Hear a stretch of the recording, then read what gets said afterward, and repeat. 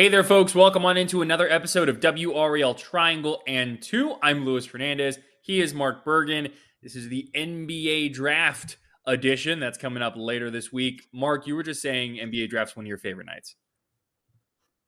Yeah, I'm trying to figure out what the number one storyline is, Lewis, because the draft is my favorite. In this year's class, the prospects, it's just weaker, considerably weaker compared to previous years. So I'm trying to figure out what the number one storyline is as we head into Wednesday night for the first round. Second round is going to be on Thursday. Yeah, I'm kind of thinking that strength of the class is the main storyline. I think that a lot of people are going to play down. I mean, seriously, I think a lot of people are going to play down what the different players in this draft can contribute to a team. But I think when you talk about strength of a draft class, I think it's less the players in it currently, and it's more of the players who are not in it. There's no Victor Wembanyama. There's no one like that who's going to absolutely just tear the league apart in their first year. When I look at the strength of this draft class, that's in my mind what I'm thinking. You may not be getting that generational talent at number one, but you could get some solid players in that first round. Yeah, I'm going to appeal to our Duke fans really quickly. I saw the scrimmage clips of Cooper Flag, and I have no doubt in my mind, Lewis, if he was in this year's draft, he would easily be the number one overall pick, and he very well could be in next year's draft. Time will tell with that. But it's like I'm more mesmerized by things like that, where Paul George could wind up this offseason, JJ Redick becoming the head coach of the Los Angeles Lakers, really than any prospect that you could name in this year's NBA draft. But let's get into it, Lewis, because we have a lot to talk about when it comes to, again, Wednesday night, Thursday night, first time the NBA draft will be split into 2 days. Yeah, exactly. So I think we can go ahead and just start with the very top. Right now, when you look at the Atlanta Hawks, they have the number one overall pick. The question is, who are they going to get? The two names you're going to hear tossed around are UConn's Donovan Clingan and then Zaccharie Risacher, who is one of those French players who is dominated in his league, respectively. Sounds like it's going to be Risacher who gets drafted. Him and Alex Sarr, potentially back-to-back French players going 1 and 2. Victor Wembanyama, man, I know he wasn't the first all-star French player, but he is definitely starting to remind people that how much talent there is in France. Yeah, especially with the Paris Olympics coming up, Lewis. We know all about this, so it's like any concern there.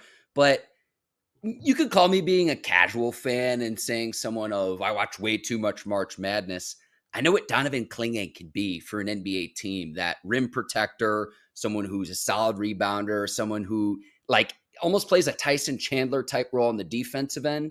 Then offensively is adept at setting screens, rolling to the hoop, being the guy, dribble handoffs, that type of thing. I know what he is in the NBA. It's not the 5-out style that we see popular throughout the league, but I know what it takes for him to be successful. Again, call me a casual, Lewis, but I know what he is versus Risacher or Sarr. Just given the international game, I'm not as familiar with their games, regardless of how much tape I can watch on YouTube. Yeah, I'm not going to call you a casual, Mark, but I think we're at a point now, especially in the NBA, where the international game is everything.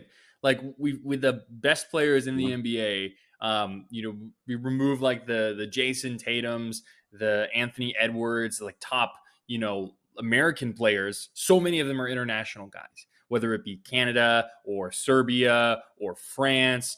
It's all about the international game right now, and I think it makes sense to kind of reach for the stars when it comes to players like this. It's not what it used to be, where people were always scared of drafting international players because they weren't sure what they were going to get. Now that's not what we're looking at anymore. And I think that Risacher and Alex Sarr have the potential to play well in the league. Like I said, they're not Victor Wembanyama or anything like that, but I'm very fascinated by what they can do.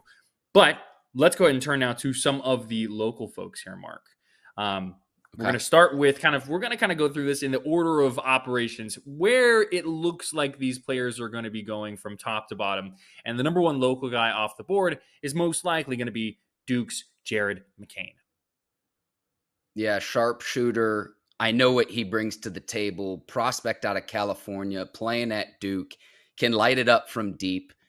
I don't know if he's more of like a combo guard or a two guard stuck in a one's body.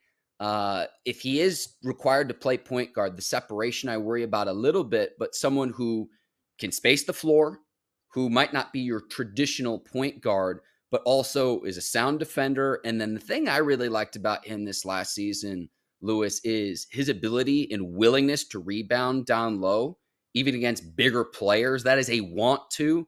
So if he goes to the right system, I'm not saying he's going to be a Steph Curry type, but again, a guy that if you leave him open off of a catch and shoot, he's going to be able to light it up from outside. And I think that's the reason why coming into this draft, when we look at the triangle teams, Duke, UNC, NC State, he's going to be the first among those three schools taken off the board in this year's class.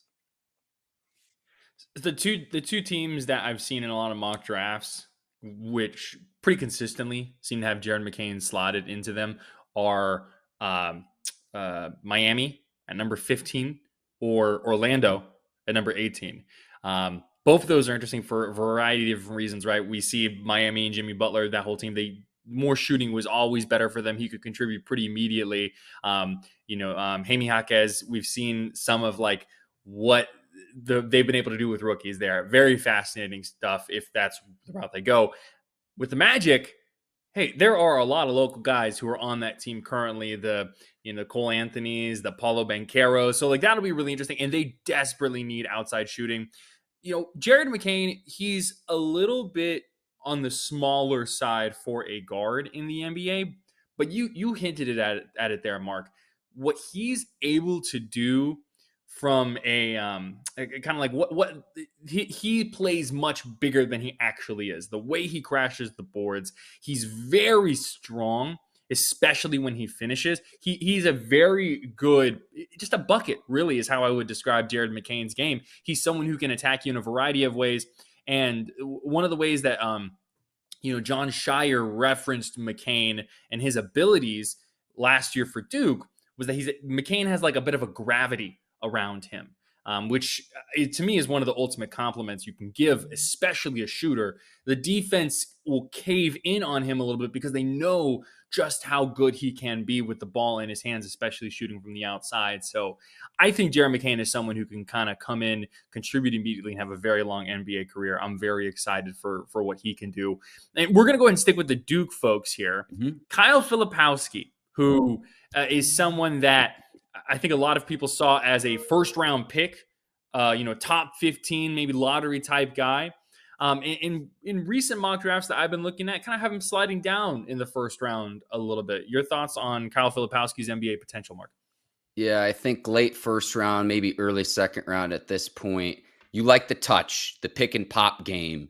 The touch in what I mean by that, like, is he has some skill sets where it's like, whoa, this is a big man who's 6'10", and is able to put it on the floor and do some things, dribble handoff, take other players off the dribble, to be able to play in space. Down low defensively, this is where I have concern with Filipowski, right? Because I look in the two rivalry games, UNC against Armando Bacot, he got worked down low. And then against NC State against big old DJ Burns, he got worked down low. Is that only going to be further proven in NBA scenarios where you're going up against grown men? So I see the upside in like a very poor man's Dirk Nowitzki, that type of style. Again, someone in the modern NBA who can space the floor as a big, but what does that look like on the other end defensively when you're going up against a guy who might outweigh you, who might have more size on you? In those big time matchups this year, there was more to be desired from the defensive standpoint when it came to Kyle Filipowski on the defensive end of the floor. Those are my thoughts, Lewis. Yeah, no, I think that's fair. I think the thing that's kind of knocked Filipowski a bit in the draft has just been he doesn't have the upper echelon athleticism. And he's still more athletic than 99% of people out there, but he does not have that upper echelon athleticism that is so valuable in the draft process. But it's very rare to have people who are 6'10" and above and have the kind of offensive touch and ability that Filipowski has. So he's going to go most likely in that last half of the first round, kind of close to that pick 30 type range. I could see him kind of being a complementary piece that will have the opportunity to grow and learn. He's going to be a valuable asset on a roster. It's just about the right fit and what his role will be. I think in the NBA, you don't want to ask him to do too much, but I think his offensive ability is going to make him very valuable. It's just going to be what that fit particular is. So that's kind of the end of the first round. Now we're moving into the second round. And the next player who I think we're most likely going to see off the board here is Harrison Ingram, the Stanford transfer who turned out to be a pivotal player on this UNC team. Mark, when you think of Harrison Ingram, what's the buzzwords? What immediately pops out to you? 3-and-D. It's a 3-and-D league, Lewis. So if he can get his shooting ability right, I think he has good length, good size, good athleticism to hold up on the defensive end of the floor. Can he make defenses respect him in the corner when it's kicked out to him to where you have to play an honest 5-on-5 and not a 5-on-4? And that's absolutely vital in the playoffs.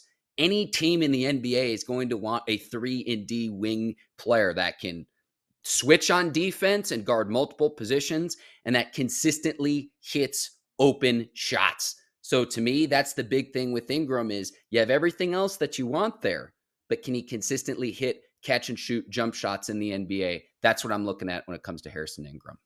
Yeah, Harrison Ingram, you kind of hit the nail on the head there, Mark. He was shooting like 40% from three for UNC this season, which, I mean, is fantastic. And if that translates to the NBA, that's huge.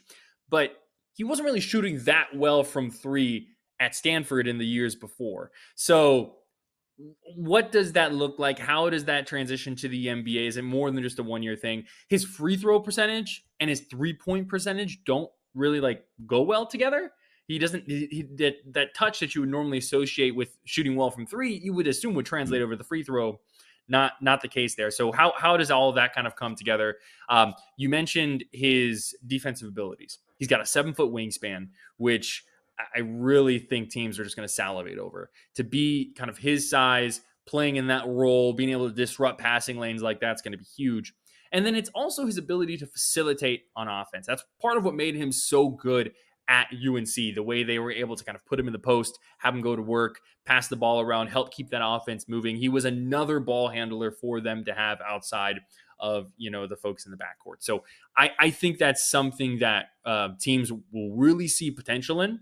I think Harrison Ingram has the potential to be a really good role player for an NBA team. It's just going to be the fit, where he goes, how do they utilize him.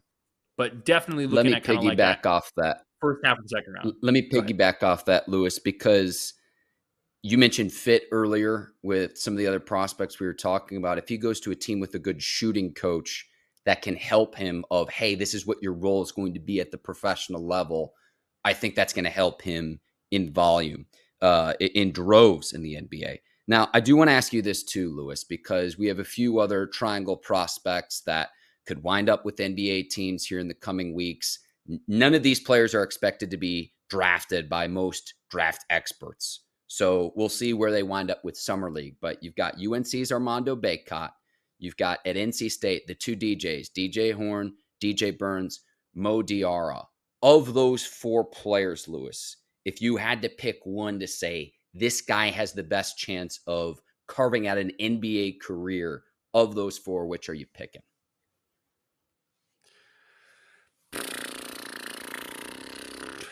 It's tough. I think modern NBA, right? Mm-hmm. I think who would have the best fit? I kind of lean DJ Horne because while he is definitely undersized, I think the way we saw him to be able to shoot from the outside and to facilitate, I think that's big. My concerns with DJ Burns and Armando Bacot, or just more of, like I mentioned, modern NBA? Are they able to take their games and continue to move them outside? I think Bacot, what he showed defensively this year, from the perspective of like he continued to grow that part of his game, the way he was able to guard pick and roll, the way he was able to come out more and not be a liability when he got guards rotated onto him. I think that's really big, and those steps will continue to grow him and make him better. And Mo Diarra is also very interesting in that way, because he's kind of like an in-between type guy who can. We saw him shoot from the outside. Can he continue to shoot well from the outside? Saw how the effort, the rebounding. That's the kind of thing that's going to get you a role in the NBA. So there's things about each of them that I am intrigued in, but they are all going to have an uphill climb to get onto an NBA roster. I would say the guy with the most upside would be Diarra, because he demonstrated his ability to clean the glass, to be a really solid rebounder. I think you are spot on, Lewis. Can he develop that outside shot? And maybe this is just my meatball take, but it seemed like when he was left open from the outside in March, ACC tournament, March Madness games on that Final Four run, he couldn't consistently hit from the outside, something that any player is going to pretty much have to do at the NBA level with how the game's played in 2024 and beyond. Yeah, exactly. But each one of those players, an incomplete prospect, but there are elements that kind of make you go, if they go to the right situation here. So yeah, it's going to be fascinating to see. And last question I've got for you, Mark, because it would not be an NBA draft related talk unless we brought it up. What's going to happen with Bronny James? Second round, man. I don't know where yet, but someone will take him in the second round, should they? I was listening to another draft pod, Lewis, where they were saying a player of his size scoring fewer than 5 points a game, it's pretty much never happened. But when your last name is James, and potentially what that could mean of bringing LeBron James to a city near you, someone will pick him. And if not for anything, even if he doesn't make an NBA roster, it's like, well, let's sell out our G League affiliate. I think he gets picked, but there are other players who are probably more deserving. At the same time, too, I don't really fault him either. I think he would have been better suited going back to the college level for another year, but here we are. I do think we'll see his name called on Thursday, not on. If that happens Wednesday, Lewis, I would be shocked. I mean, it's going to be a major storyline, just given how famous his dad is as one of the greatest basketball players ever. So, and it's going to be cool. We're going to see the day where they share a court together at the NBA level, which has never been done. That's going to be quite a moment here this upcoming season too. If they're on the same team, if they're on different teams, we'll see how that plays out, but it will play out this upcoming season, and that's going to be quite a moment. So just my two thoughts, words. What say you, Lewis? I mean, I think second round at some point, but what say you? 55 to the Lakers. I mean, I think that's what it's going to be. Lakers second round draft pick.